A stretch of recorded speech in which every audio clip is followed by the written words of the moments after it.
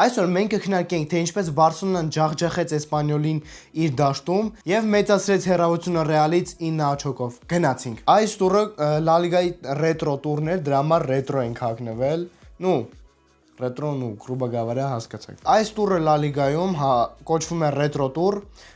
Այսօր հագնվում էին բոլորը ռետրո շորերով, բայց Բարսելոնան ու Ռեալ Մադրիդը չկարողացան։ Ռեալը կոդրվեց 1-1 հաշվով Ժիրոնայից եւ մենք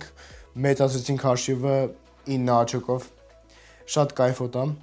Կարելի ասել ուժը չեմպիոն ենք, որտեվ ես չգիտեմ ինչ պետք է լինի, որ մենք 9 աչոկ պլյուսը կորցնենք,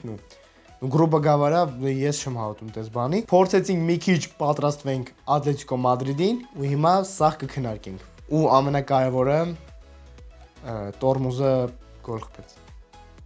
Ես չեմ հավատում աշկերտից, այն երկու հատ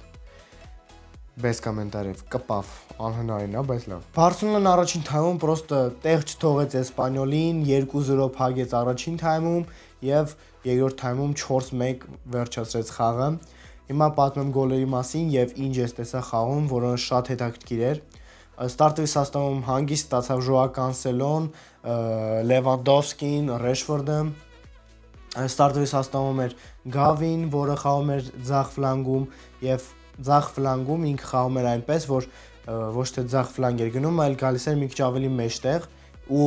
ձախ ֆլանգը տված էր Բալդեին, իր լեգենդար պասերով դեպի ուգլովոյ ֆլաժոկ ստաբիլ է դի։ Ու լավն էր, որ Արաուխոն աճ չէր Բարսելոնում Յամալին օգնելու, ընդ զոնաներ չէր առաջանում ու грубо говоря Բարսան խաղում էր 3 պաշտպանով։ Շատ հետաքրքիր սխեմա էր, որը կարելի է օգտագործել Ատլետիկոյի հետ խաղում։ Առաջին գոլը Պադաչից հետո Տորմուզը պատահական գլուխը պահեց, գոլ մտավ, ստաբիլ է։ Ու երկրորդ գոլն է Յամալը սաղարեց, շվեդով պաս, Տորմիզը, ակուլնես, Տորմուզնես ու պատահական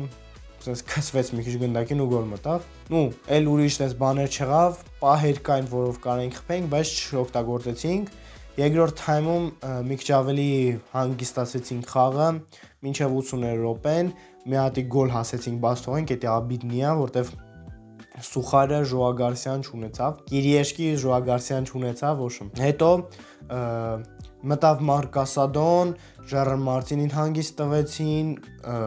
Էրիկ Գարսիային մի քիչ հանգիստ տվեցին, Ֆերան Տորմուզին հանգիստ տվեցին ու հետո վերջին րոպեներին պաս են տալի Յամալին, Կասադոն գեղեցիկ պաս է տալի ու Յամալը գոլասու է խփում, պատահական ու հաշիվը սարքում է 3-1։ Էսպանյոլը գնդակը խաղարկում է ցենտրպոլիայում,